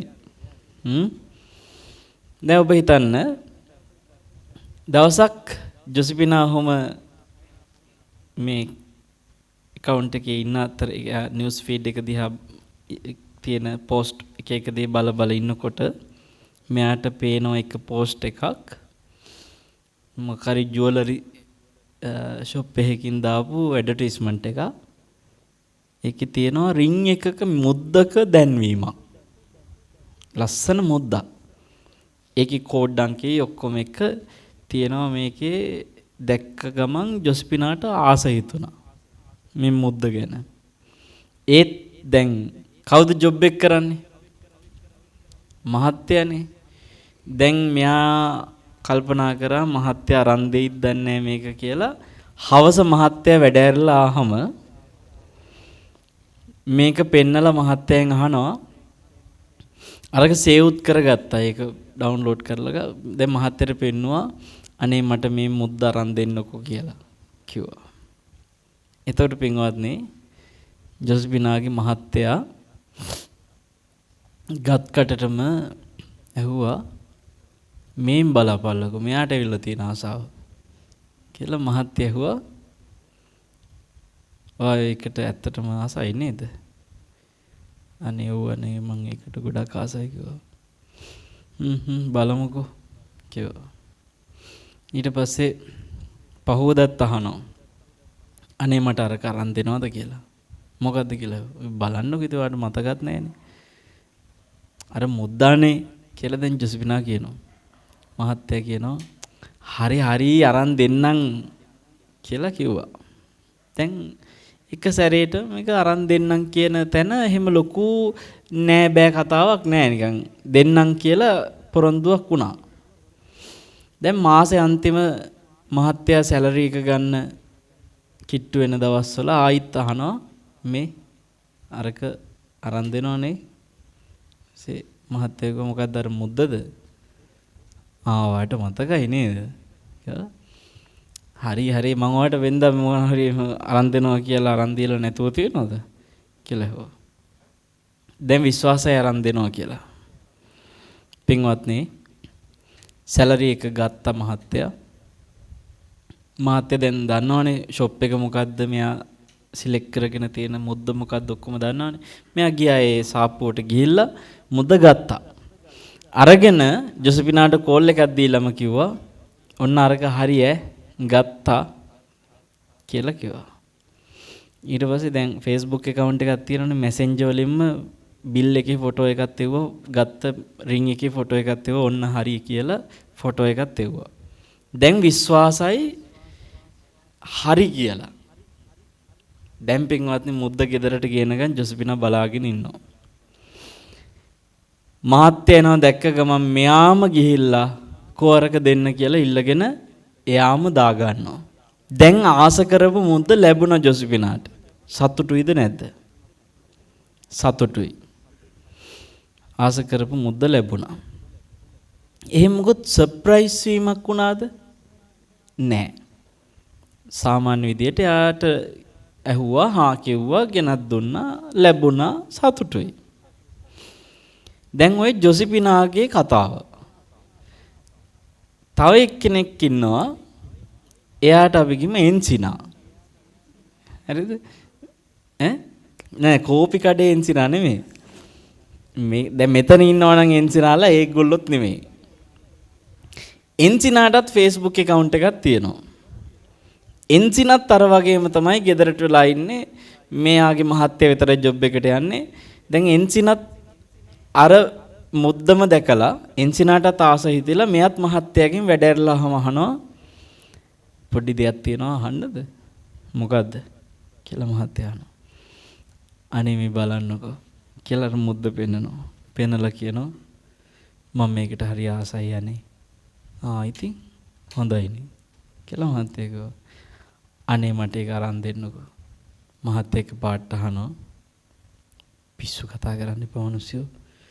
තියෙන වැඩ ආසේ මේ ළමයින්ගේ පන්ති වීස්ටි ගියොලත් නෑ ගිය මාසේ. ඔක්කොම කරන්න ඕනේ මගේ පඩියෙන්. අර බොසාට හැමතිස්සෙම පඩි වැඩි කරාම් කියනවා. ඒක වැඩි කරන්නෙත් නෑ. මෙයා මේ විකාර කතා කරන අතේ තියෙන මුදු ටික මදිද කියලා දැන් මහත්තයා කිසිම ලැබෙන පාටක් නැති විදිහට තමයි දැන් කතා කරේ. කීප සැරයක් ආයි දවස් කීපයක අහලා බැලුවා කතානම් කරන්න එපා මේ තියෙන මේ වැඩක් කරගෙන ඉන්නවා මේ දැන් මේ කාලේ මොන මුදුද ගගා දැන් මහත්තයා කිසිම අරන් දෙන පාටක් නැහැ. දැන් එන්සිනාට ආසයි තව තවත් දැන් මේ මුද්දට තියෙන කැමැත්ත වැඩි වෙනවද නැත? දැන් මෙයාට ලැබෙන්නේ නැති පාටක් නේ තියෙන්නේ. දැන් මෙයාට හීනයක් වගේ මහත්තයා කිසිම අරන් දෙන පාටක්කින් නෙමෙයි කතා කරන්නේ. එන්සිනා මොකද කළේ? අර මුද්ද ක්‍රොප් කරලා ප්‍රොෆයිල් පික්චර් එකටත් දාගන්නවා. එයාගේ account එකේ දාගෙන ෆෝන් එකෙත් wallpaper එකට සේව් මේ දාගන්නවා. දැන් මේක දිහා හැම තිස්සෙම බල ඉන්නවා. මහත්තයා දැක්ක මෙයාගේ දැන් FB එකේ තියෙන්නේ අර පින්තූරේ දාගෙන මුද්දේ. දැන් මහත්තයාට තේරුණා පව් මෙයා මේකට පුදුම ආසයි. හැමතිස්සෙම බල ඉන්නවා. රැට නිදිය ගන්න ගියාමත් ඒක දිහා බල ඉන්නවා. මුද්ද දිහා. හීනෙනුත් කතා කරනවා මුද්ද ගැන. මහත්තයා හිතුවා ඔන්න ඔය ගෙනල්ලා දෙන්න ඕනේ මේ පාර මොකක් කොහොම හරි කියලා දැන් මහත්තයා ගේන්න තීරණය කළා. හැබැයි කිව්වේ නැහැ. දැන් මොකක් කරන්නද යන්නේ? සර්ප්‍රයිස් කරන්න. එන්සිනාට ඔන්න මහත්තයාගේ සැලරි දවසේ මුද්ද හොරෙන් අරගෙන ගෙදර ගෙනාවා. හැබැයි තාමත් කිව්වේ නැහැ. දැන් මුද්ද ගෙදර ගෙනල්ලා කිව්වේ නැහැ. හවස මහත්තයා දැන් ඇඟපත සෝදගෙන ඇවිල්ලා රැට කෑමත් කෑවා. තාම කිව්වේ නැහැ. නිදිය ගන්නත් ගියා කාමරේට. තාමත් කිව්වේ නැහැ. දැන් මහත්තයත් නිදිය ගන්න ඇවිල්ලා නෝනත් නිදි. නෝනට නිින්ද යනකම් මහත්තයා හිමීට බලාගෙන හිටියා. එන්සිනාට නිින්ද යනකම් ඉඳලා දැන් හොඳටම නිදි කියලා දැක්කට පස්සේ මහත්තයා නිදි වගේ හොරෙන් හිටියේ. ඊට පස්සේ මහත්තයා මොකද කරන්නේ? අර ගෙනාපු මුද්ද හිමීට අරගෙන නිදියගෙන ඉන්න එන්සිනාගේ අතට දානවා හොරෙන්ම. දැන් සිහින මවපු මුද්ද අතේ. දන්නවද තාම එන්සිනා? දන්නේ නැහැ. උදේ පාන්දර දැන් එන්සිනා නැගිට්ටා. තාම දන්නවද? තාමත් දන්නේ නැහැ. ඊට පස්සේ පින්වත්නි දැන් එන්සිනා ගියා නාන කාමරේට මූණකට සෝද ගන්න. ගියාට පස්සේ කරාමේ අරලා අත් දෙකට වතුර පුරවනකොට තමයි එකපාරට දැක්කේ මොකක් කියලා. දැන් මුද්ද දැක්කා. උන්දේ සමහරට ලිසල වැටෙන්නත් ඇති බාත්රූම් එක ඇතුළේනේ. අරගේ සතුටට සමහරට එන්සිනා දැන් දුවගෙන ගිහිල්ලා අපි දන්නේ මොකක් වුණාද කියලා මහත්තයාව වඩාගෙන ගියාද දන්නේ ගේ වටේ. හරිද? දැන් කොහොම හරි මට කියන්න අර කලින් එක්කෙනා කවුද? ජොසිපිනා. ජොසිපිනාට මුද්ද ලැබෙනකොට තිබිච්ච හිතේ ස්වභාවයද එන්සිනාට මුද්ද ලැබිලා දැක්කම තියෙන්නේ නෑ. දැන් එන්සිනාට මේ මුද්ද ලැබීම දරා ගන්න බැරි සතුටක් තියනවද නැද්ද? පින්වත්නි අන්න සර්ප්‍රයිස් කිරීමේ තියෙන පළවෙනි වාසිය. ලැබෙන එක ලැබෙනවා සර්ප්‍රයිස් විදියට දෙනකොට වෙන්නේ සතුට දරා ගන්න බැරි සතුටක් දෙනවා.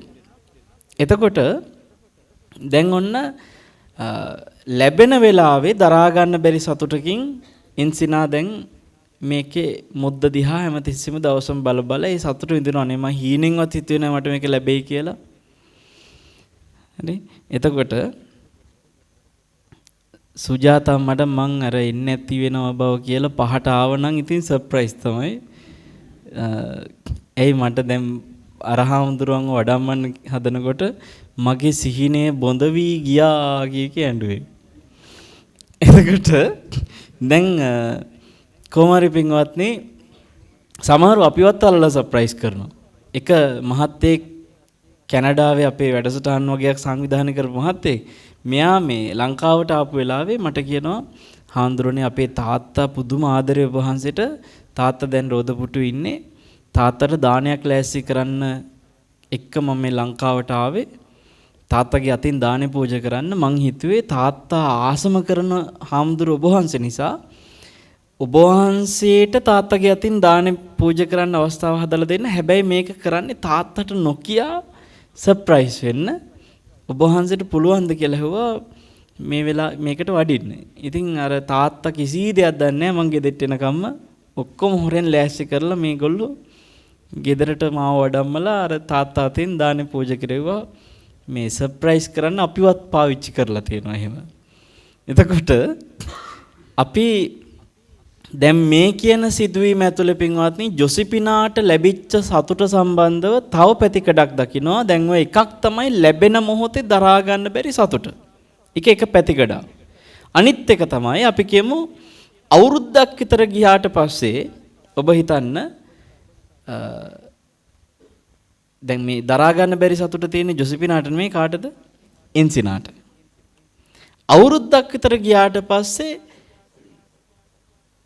ජොසිපිනත් දකිනවා තමන්ගේ මුද්ද එන්සිනත් දකිනවා. දැන් ඔබ කියන්නේ තාමත් ඒ සතුට තියෙන ඔය දෙන්නෙන් කාටද? එන්සිනාට.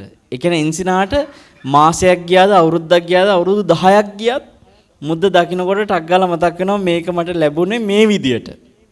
කියලා ඒකේ සතුට කල්පවතිනවද නැද්ද? දැන් ජොසිපිනාට ඒක ටික කාලෙකින් ගාණක් නැති වෙලා යනවා. අන්න සර්ප්‍රයිස් එකේ තියෙන දෙවෙනි වාසිය පළවෙනි වාසිය ලැබෙන මොහොතේ දරා ගන්න බැරි සතුට දෙවෙනි වාසිය සතුට බොහෝ කල් පවතීම. ඔන්න ඕවත් ඉගෙන ගන්න. එතකොට මේකේ තියෙනවා දෙකක් සර්ප්‍රයිස් කරන එකේ වාසි. ඇයි මම මේ කරුණු දෙකක් කොහොම ඉගෙනුවේ ඔබට? මේ බණ කියන්නේ සර්ප්‍රයිස් කරන්න උගන්වන්නද? නෑ. මේකේ වෙන හේතුවක් තියෙනවා. පින්වත්නි දෙන්නට උනේ මොකද්ද? දෙන්නම ප්‍රිය දෙයක් තිබුණා. මොකද්ද ප්‍රිය දේ? මොද්ද. එක්කෙනෙකුට ප්‍රිය දේ ලැබෙන බව දැනගෙන ඉඳලා ලැබුණා. ඒ කවුද? ජොසිපිනා. අනිත් එක්කෙනා ලැබෙන බව හිතන්නෙම නැතුව නොහිතපු මොහොතක නොහිතපු විදියට ලැබුණා. ඒ කවුද? එන්සිනා. දැන් ඔතන බලන්න ලැබෙන බව දැනගෙන ඉඳලා ලැබුණම සතුට අඩුයි. හැබැයි නොහිතපු මොහොතක නොහිතපු විදියට ලැබෙනකොට සතුට දරා ගන්න බෑ. පැහැදිලිද? සතුට කියන මනෝභාවයේ විරුද්ධ පැත්ත දුක. ලැබීමේදී සතුට, අහිමි වීමේදී දුක. එහෙනම් පින්වත්නි ඕකෙම අනිත් පැත්ත තමයි අහිමි වෙන බව දැනගෙන ඉඳලා අහිමි වෙනකොට එන දුකත් අඩුයි. ජොසිපිනාගේ ක්‍රමේ අහිමි වෙන බව හිතන්නෙම නැතුව ඉඳලා නොහිතපු මොහොතක නොහිතපු විදිහට අහිමි වෙනකොට එන දුක දරා ගන්න බැහැ වැඩි. ඒකක් අනිත් එක තමයි නොහිතපු මොහොතක නොහිතපු විදිහට අහිමි වෙනකොට ඒකේ දුකත් බොහෝ කල පවතිනවා. දුක ලැබෙන අහිමි වෙන මොහොතේ දරා ගන්න බෑ සහ බොහෝ කල පවතිනවා. කො බලන්න මේ න්‍යාය තේරිච්ච අය අතොස්. දැන් බුදුවරු කියන්නේ නිකන් එසේ මෙසේ අය නෙමෙයි. බුදුවරු ප්‍රඥාවන්තයි. බුදුවරු ධර්මයේ දේශනා කරලා තියෙන්නේ දුක කියන එක සදාකාලෙටම නැති කරගන්න ප්‍රිය භව සදාටම නැති වෙන අරහත්වෙට. හැබැයි බුදුවරු දන්නවා හැම කෙනාටම මේක එකපාරට කරගන්න පුළුවන් තත්වයක නෑ. ප්‍රිය භව නැත්තටම නැති කරන්න හැමෝටම බෑ. එතකොට බුදුවරු මොකද කරන්නේ? සදාකාලික විසඳුම තමයි ප්‍රිය භව නැත්තරම නැති කරලා අරහත්වේදී දුක නැත්තර නැති කරගන්න එක. එතෙක් බුදුවරු දෙනව විසඳුමක් తాවකාලිකව හරි දුක තුනී කරගන්න. ඒක තමයි ඨාන සූත්‍රයේදී කිව්වේ ප්‍රිය අය අහිමි වෙන බව නිතර නිතර හිතන්න කියලා. දැන් ඔබ බලන්න එතකොට ඒක නෙගටිව්ද කියලා. ඒක තමයි නියම පොසිටිව් කියන්නේ. ඒ මොකද කල්ැතුවම තේරුම් අරගෙන දැනගෙන ඉන්නකොට ඒ අවස්ථාවට මූණ දෙනකොට පින්වත්නි මානසික ශක්තියක් තියෙනවා. ඒතර බුදුවරු මේ කරන්නේ මානසික ශක්තිය වෙනුවෙන් අවශ්‍ය කරන එනර්ජි එක දෙනවා. ඔබ හොඳට හිතන්න අහිමි වෙන බව කල්ැතුව දැනගෙන ඉන්න කෙනා ඒ අවස්ථාවට මූණ දෙනකොට එයාට එක ගාණක් නැති වෙලා මම ඕක දැනගෙන හිටියා. එහෙම කියන අය වොන්තරන් ඉන්න මට හම්බෙලා තියෙනවා. මං ඒකට සූදානම් වුණා. අනිත් එක තමයි පින්වත්නි යුතුයකමත් හරියට කරනවා. දැන් මං එක උදාහරණයක් කියන්න මගේ ආච්චි, මගේ තාත්තගේ අම්මා මං ගොඩාක් ආදරය කරන කෙනෙක්. එයා අවුරුදු 90කට කිට්ටුයි දැන්. ගොඩාක් වයෝවෘදයි. සමහර වෙලාවට ඉතින් පොඩි බබා වගේ වැඩ කරනවා. වයසට ගියාම ඉතින් පොඩි බබා වගේ වැඩ කොහොමත් කරනවද නැද්ද? කරනවනේ. දැන් එකම ප්‍රශ්නේ අහනවා. දැන් මං ගියාම සමහරලාට අහනවා කොහෙද වැඩ ඉන්නේ? ඉතින් මං කියනවා පිළියන්දල. ආයි ටිකක් ගියාම වෙන දේ සාකච්ඡා කර ඉන්න අතරේ ආයිත් අහනවා දැන් කොහෙද වැඩ ඉන්නේ? ආයෙත් මං කියනවා පිළියන්දල. දැන් වයසක අය සමහරලාට එකම ප්‍රශ්නේ ඔහම අහන අවස්ථා තියෙනවද නැද්ද? ඒතර තරහ යනවද නැද්ද සමහරුන්ට? කරදරයක්ද මන් දන්නේ දැන් කීපාරක් කිව්වද කියලා බයිනවනේ. පින්වත්නි පුංචි කාලේ ඕකම අපි කළා. ඒ වෙලාවට අම්මා ඒකට දැන් පොඩි එක්කෙනා එකම ප්‍රශ්නේ ආය අහනකොට අම්මා ඒකට කරුණාවෙන් උත්තර දුන්නද නැද්ද? පුතේ දැන් ඉස්සෙල්ලත් කිව්වේ ඒ අර දෙන්නේ කියලා අර ආය අම්මා කියනවා ඒක ආදරෙන්. අම්මට එහෙම හරි කතා කරන එක දකින්න ආසයි. පුංචි කාලේ ඒව ඉවසුවා අම්මා. හැබැයි ඒ අම්මම වයසට ගිහිල්ලා ඒ දේම ආයි රිටර්න් කරනකොට ළමයාට ඒක ඉවස ගන්න බෑ.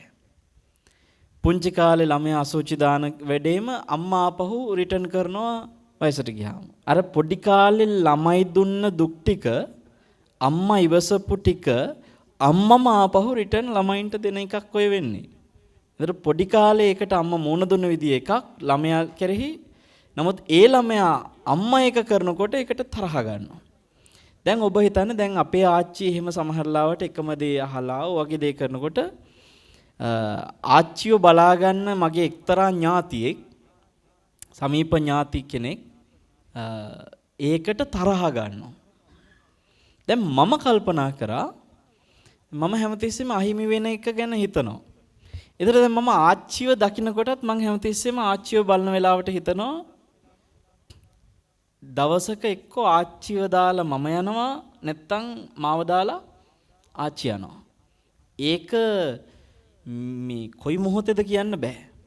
ඒතර මම හැමතිස්සෙම ආච්චි මුණ ගැහෙන්න ගියාම ආච්චි එක්ක කතා කරනකොට මම ආච්චි දිහා බලාගෙන හිතන්නේ මේ මට ආච්චිව දකින අන්තිම වතාව වෙන්න පුළුවන්.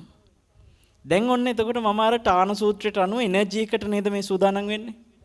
මම මගේ යම් දවසක අහිමි වෙන මොහොතේදී මම පින්වත්නි අර එන්සිනාගේ ක්‍රමයට නෙමෙයි ජොසිපිනාගේ ක්‍රමයට ඒකට කල්ැතුවම දැන් දැනගෙන ඉන්නවා. එතකොට මට ඒක ආරංචි වෙන වෙලාවේ දරා ගන්න යම් ශක්තියක් එනවා. ඒක විතරක් නෙමෙයි මොකද වෙන්නේ දැන් මම මේ දකින අන්තිම මොහොත වෙන්නේ නැති කියලා හිතනකොට පින්වත්නි ආච්චි අතින් මොන වැරද්ද වුණත් ආච්චි එකම දේ ආපහු ඇව්වත් මගේ හිත කියනවා සමහර විට මේ මං උත්තර දෙන්නේ යාට අන්තිම වතාව වෙන්නේ නැති. එතකොට ඉවසනවා පින්වත්නි. මෙයා මේ ප්‍රශ්නේ ආපහු මගෙන් අහන අවස්ථාවක් මට නොවෙන්න පුළුවන්. ආච්චිට ආපහු මෙහෙම අහන්න අවස්ථාවක් නැති වෙන්න පුළුවන්. අපේ යුතුයකම පවා පින්වත්නි අපි අකුරට කරන්න බලනවා එහෙම හිතනකොට. ඔබ ඔබේ පවුලේ සමාජිකයෝ ගැන හිතන්න හැමතිස්සෙම. තමන්ගේ බිරිඳ, තමන්ගේ ස්වාමියා, තමන්ගේ දරුවෝ ගැන හිතනවා නම් ඔබ මෙයා මට දවසක අහිමි වෙනවා. එයා මාව දාලා යන එක්ක මම එයා දාලා යන දවසක් එනවා කියන එක හිතනකොට එයා වෙනුවෙන් කළ යුතු යුතුයකමට පවා පින්වත්නි ඔබ උනන්දු වෙනවා. වගකීමට උනන්දු වෙනවා. ඉවසනවා. සෑහෙන ඔබේ මනස ශක්තිමත් වෙනවා. අහිමි වෙන මොහොතේදී ඔබ ඒක දරා ගන්නවා. මේ ටික කරන්න ඕන් නැති කෙනෙක් ඉන්නවද? ඒ කියන්නේ මට කියන්න මෙතන ප්‍රිය කෙනෙක් නැති අය නෑ කිව්වා. ඔයගොල්ලෝ හැමෝටම ප්‍රිය අය ඉන්නවයි කිව්වා. දැන් මට කියන්නේ මේ ප්‍රිය කෙනෙක්ව සිහියට නගාගෙන හිතන්න එක්කෝ ඒ කෙනා ඔබව දාලා යන හරි ඔබ ඒ කෙනාව දාලා යන හරි දවසක් එනවමද නැද්ද? දැන් සමහර දේවල් තියෙනවා එහෙම වෙන්නෙත් නැහැ නොවෙන්නත් කියන්නේ වෙයිද නැද්ද කියලා හරියටම ෂුවර් නැතිවක් තියෙනවා. අපි හිතමුකෝ සුජාතා අම්මට ලොතරැයියක් ඇදෙනවා කියන එක වෙන්නත් පුළුවන් නොවෙන්නත් පුළුවන් එකද අනිවාර්යම වෙන එකද? වෙන්නත් පුළුවන් නොවෙන්නත් පුළුවන්. හැබැයි සුජාතා අම්මට ඉන්න ප්‍රිය කෙනෙක් සුජාතා අම්මව දාලා යනවා හෝ නැත්තම් ඒ ප්‍රිය කෙනාව දාලා සුජාතා අම්මට යන්න වෙනවා හෝ කියන ඔය දෙකෙන් එකක්. ඔය අහිමි වීම කියන එක අර ලොතරැයිය වගේ වෙන්නත් පුළුවන් නොවෙන්නත් පුළුවන් එකද අනිවාර්ය වෙන එකද? ඒක අනිවාර්ය වෙන එකක්. එහෙනම් පින්වත්නි අපි හැමෝටම මේ කියන අවස්ථාවට අනිවාර්යෙන් මුහුණ දෙන්න වෙනවා නම් මේ ප්‍රිය කෙනා සම්බන්ධව. එහෙනම් ඉතින් මේ සර්ප්‍රයිස් නොවි කල්ැතුවම මේකට මනස ශක්තිමත් කරගන්න සූදානම් වෙන එක කරන්න වෙනවද නැද්ද? මේක හැමෝටම පොදුයි. මේක ආගම් අතර ප්‍රශ්නයක්ද? දැන් ඔබ හිතන්න ප්‍රිය කෙනෙක් අහිමි වුණාම දුක විඳින්නේ බෞද්ධයෝ විතරද? ඒක කතෝලික කෙනාට නැද්ද? ඒක ක්‍රිස්තියන් කෙනාට, ඒක ඉස්ලාම් කෙනාට, ඒක හින්දු කෙනාට නැද්ද? ඒතර බුදුරජාණන් වහන්සේගේ මේ දැක්ම මේ පොසිටිව් ඒ දර්ශනය බුදුරජාණන් වහන්සේ පෙන්වන ධනාත්මක දර්ශනය හැම ආගමික කෙනාටම හැම ජාතිකයටම පොදුයි. කොටින්ම තිරිසන් සතාටත් පොදුයි. දෙවියන්ටත් පොදුයි, බ්‍රහ්මයන්ටත් පොදුයි පින්වත්නි. හැම කෙනාටම සමස්ත සියලු ලෝක වර්ගයාටම පොදු ධර්මයක්. ඉතින් ඔබට මේ ධර්මය නිකන් මේ කරන්න බැරි නිකන් අනම්මනම් කිව්වේ නෑ. මම මේ ඇවිල්ලා ප්‍රායෝගික දෙයක් මේ තේරුම් කරලා දුන්නේ සහ අවශ්‍යම දෙයක්. මේ අම්මාගේ අහිමි වීමත් එක්ක අවුරුද්දක් ගත වෙන තැන ඔබටත් යම් දවසක මේ සුජාතා මහත්මියට සහ සුමිත්‍රා මහත්මියට මුණ දෙන්න ලැබිච්ච අත්දැකීම ඔබේ ජීවිතයට යම් දවසක මොන ආකාරයෙන් හෝ කවුරු හරි ප්‍රිය කෙනෙක් අතින් එනවනම් ඒ දෙයට ඔබට මුණ දෙන්න ශක්තිය. වැඩ කරන තැනකින යාළුවෝ වුණත් එකයි. දැන් අපි හැම කෙනා ගැනම එහෙම දකින්න පුළුවන් පින්වත්නි. සමහරලාට අපිට ජීවිතේ හිතන්නේ නැති මොහොතක එකපාරට දේවල් ආරංචි වෙනවා. එක්ක ඇක්සිඩන්ට් වෙලා නොයෙකුත් විදියට දැන් මේ කාලේ පිළිකා හැදෙන විදි නොයෙකුත් අසනීප හැදෙන විදි හිතන්නේ නැතුව එකපාරටම ආරංචි වෙනවා. ඒ නිසා තමන් ගැනත් ওই විදියට දකින්න පුරුදු වෙන්න. තමන්ගේ ජීවිතය ගැනත් මේක ඕන මොහොතක මට මේ සියල්ල අතාරින්න සිද්ධ වෙනවා කියන තමන්ගේ ජීවිතය ගැන. මම ওই වාහනේට නගින්නේ මිනි පෙට්ටියට නගිනවා වගේ හිතාගෙන. ඒ පාරට බැස්සා කියන්නේ තනිකර නිකන් එළියට එන්නේ බොඩි එක වෙන්න පුළුවන්. නගින්නේ හාමුදුරුවෝ එළියට ගන්නේ හාමුදුරුවෝ නෙමෙයි. හාමුදුරුවන්ව එළියට ගත්ත කියලා නෙමෙයි. කියන්නේ ඇතුළේම මලොත් එහෙම ඇක්සිඩන්ට් වෙලා බොඩි එක ගත්තා එළියට කියලා කියන්නේ. එතකොට මේක තනිකර නිකන් මිනි පෙට්ටියට නැගලා යනවා වගේ වැඩක් ඕක. ඉතින් මම අර සමහරලාට කාමරේ දොර වහලා එනකොටනත් මං හිතන්නේ ආපහු ඇවිල්ලා මට අරින්න බැරි වෙන්න පුළුවන්. ඒක ඇතුලේ මට ආපු මානසික ශක්තිය මං ජීවිතේ අත්දැකලා තියෙනවා පින්වත්නි. ඔය අධිවේගී මාර්ගේ දවසක් මම රියානතුරකට මුණ දුන්නා දරුණුවට. ඒ පොය දවසක සිරස ටීවී මහමලුව මේ වැඩසටහනට තිස්සමහාරාමයට යනකොට මම වැස්ස වෙලාවක ලිස්සලා ගිහිල්ලා ඇක්සිඩන්ට් වුණා. මගේ රියදුරු මහත්තයා බ්‍රේක් කරලා ඒ වෙලාවේ වට 3ක් කැරකි මැද වැටේ වැදුනා. වාහනේ කුඩු වෙවි වැදුනා. වැදිලා සයිඩ් වැට තිබුණේ පාරෙන් එළියට වීසි වෙලා ගියා. ඒ රියානතුරේ වෙලාවේ මම හිතවපු දේ තමයි මේ වාහනේ නෙමෙයි ඊට කලින් තිබිච්ච වාහනේ ඒක සම්පූර්ණ කන්ඩම්. ඇතුලේ හිටපු මට S2ට විතර ඇහැට විතරයි බලපෑමක් උනේ. මේ දකුණු පැත්ත වැදුනා ටිකක් දරුණුවට. සීට් බෙල්ට් එක දාලා තිබිච්ච හින්දා ආරක්ෂා වුණා. ඒ වෙලාවේ මම ඒ ප්‍රශ්නේ වෙනකොට ඇතුලේ දැන් ඒකට මූණ දෙනකොට ඔබ දන්නවද මට කිසිම පීඩනයක් ආවේ නැහැ. මං හිතාගත්තේ ඔන්න ගෝතම දැන් මේ අන්තිම තත්පරේ දැන් යයි ඩාංගාල වදිනවා කැරකෙනවා වීසි වදිනවා දැන් යයි කිය හිතුවේ අන්තිමට වැදිලා වීසි වෙලා රෝදත් ගැලවිලා නැවතුනහම ගියේ නෑ නේද කියලා බැස්සේ. එතකොට මේ අර මට ඒ වෙලාවේ දැන් මගේ රිදුරු මහතුරු දෙන්නෙක් ඒ වෙලාවේ හිටියා. දුර ගමනක් යනකොට සමහරවිට මම එක්කන් යනවා. අමතර කෙනෙකුත් හිටියා පිටිපස්සේ.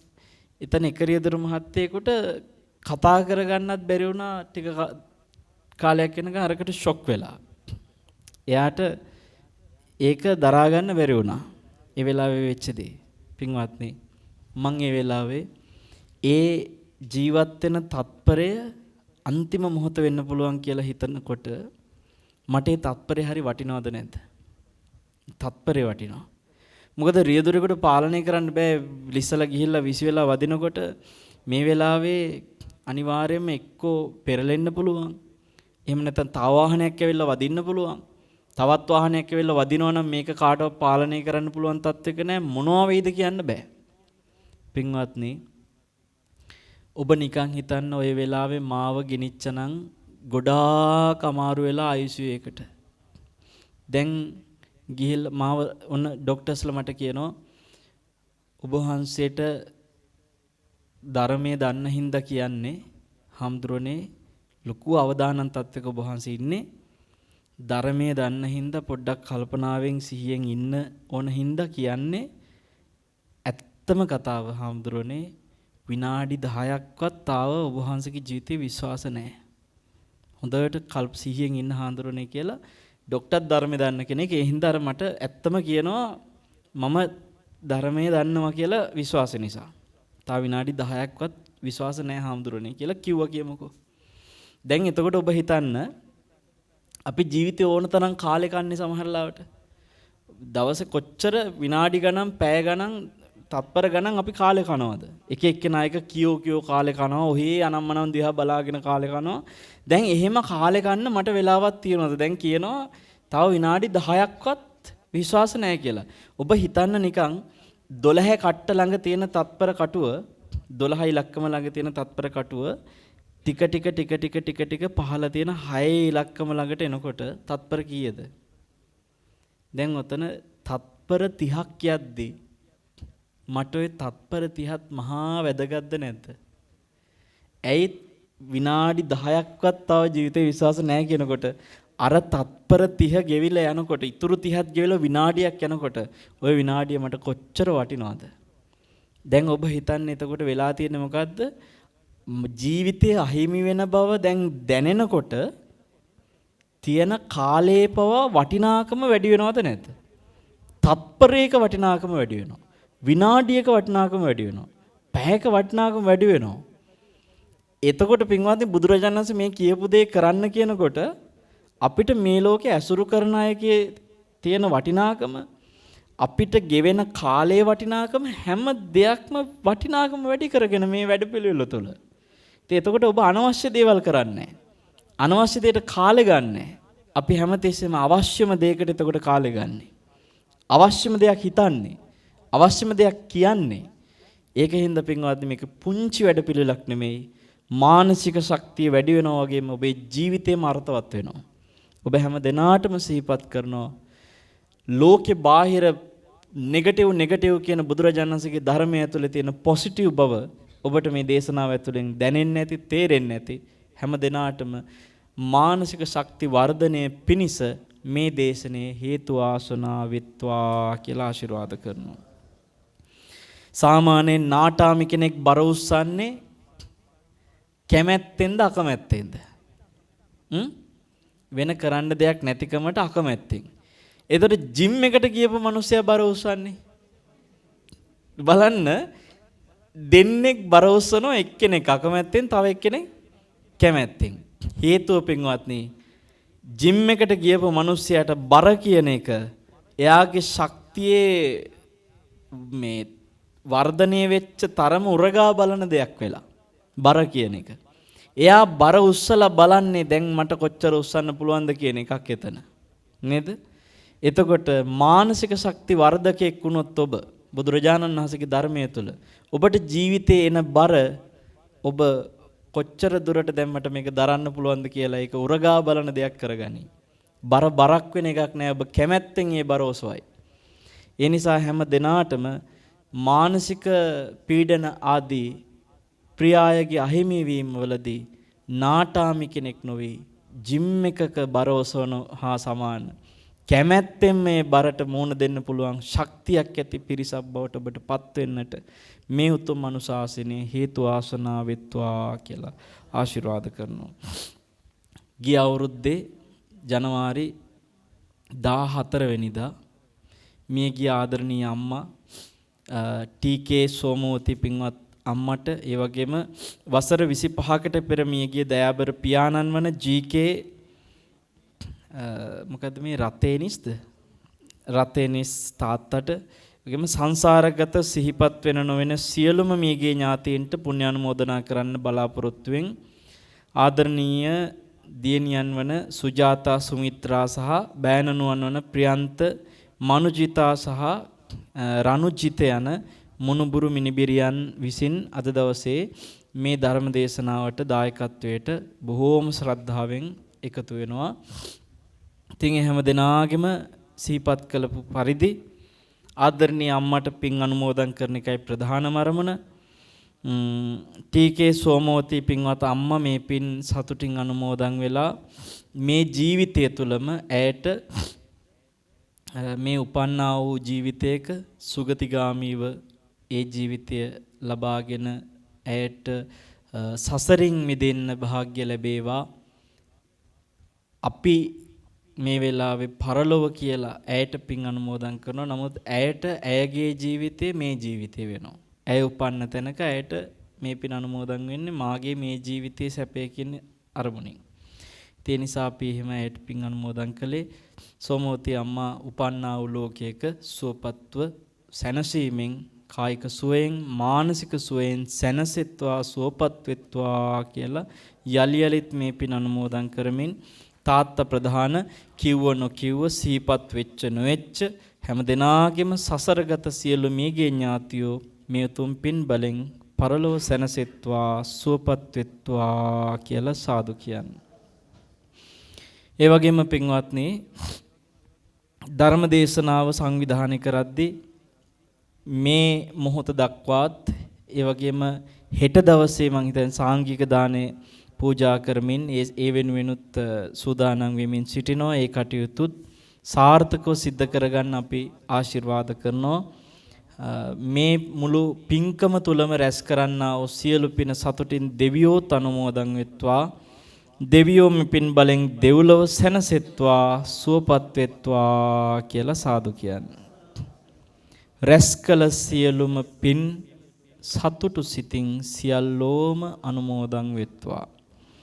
ධර්ම දේශනාවට වචනකින් හරි උදව් උපකාර කරපු අද මේ අවස්ථාවට ආපු නාපු සිහි වෙච්ච නොවෙච්ච කිව්ව නොකිව්ව හැමෝටම එකසේ මේ පින ආශිර්වාද කරනවා. සියලු දෙනාම මේ උතුම් පුණ්‍යානිසංසයෙන් කායිකව සුවපත් වෙත්වා මානසිකව සුවපත් වෙත්වා හැම දිනාටම දීර්ඝායුෂ උදා වෙත්වා. සියලු දෙනාම මේ ගෞතම බුදු සසුනේදීම අමා මහ නිවන සාක්ෂාත් කරන්නට පුණ්‍යවන්ත වෙත්වා. ඔබට පින්වත්නි ජීවිතයේ අවසාන හුස්ම පොද දක්වාම ඔය ඇහෙන කන් දෙක ඔය විදියටම ඇසේවා තව තවත් බුදුබණ අසන්නට වාග්ය ලැබේවා. ඔය පේන ඇස් දෙක ඔය විදිහටම හොඳටම පේන්න ජීවිතයේ අන්තිම හුස්ම පොද දක්වාම වාග්ය ලැබේවා. දසනානුත්තරිය දැකීම අතර උත්තරීතර පිං තව තවත් කරන්න භාග්‍ය ලැබේවා. ජීවිතයේ අවසාන හුස්ම පොත දක්වාම හොඳ සිහිනුවණක් පවතින්නට ඔබට මේ පිනත් උපකාර වේවා. ඔබ මෙලොවත් පරලොවත් බුදුරජාණන් වහන්සේගේ ශ්‍රාවකයෙක් විදිහට කුසලයේ තුලම හිත හසුරුවමින් ඔබේ මනස වීරියෙන් සිහියෙන් ජය ගන්නට ඔබට භාග්‍ය ලැබේවා. හැමදෙනාම සුවපත් වෙත්වා. හැමදෙනාම නිදුක් වෙත්වා. නිරෝගී වෙත්වා. ඔබට අමා මහ නිවන බොහෝ දුර නොඑත්වා. සියලු දෙනාගේ මානසික ශක්තිය වර්ධනය වෙත්වා කියලා ආශිර්වාද කරනවා. අභිවාදන සීලිස්ස නිච්ඡං බුද්ධාපචායිනෝ චත්තාරෝ ධම්මා වඩ්ඩಂತಿ ආයුවන්නෝ සුඛං බලං ආයුරාෝග්‍ය සම්පatti සග්ග සම්පatti මේවච අතෝ නිබ්බාන සම්පatti මිනාතේ සමිජ්ජතු සුපත් වේවා සුපත්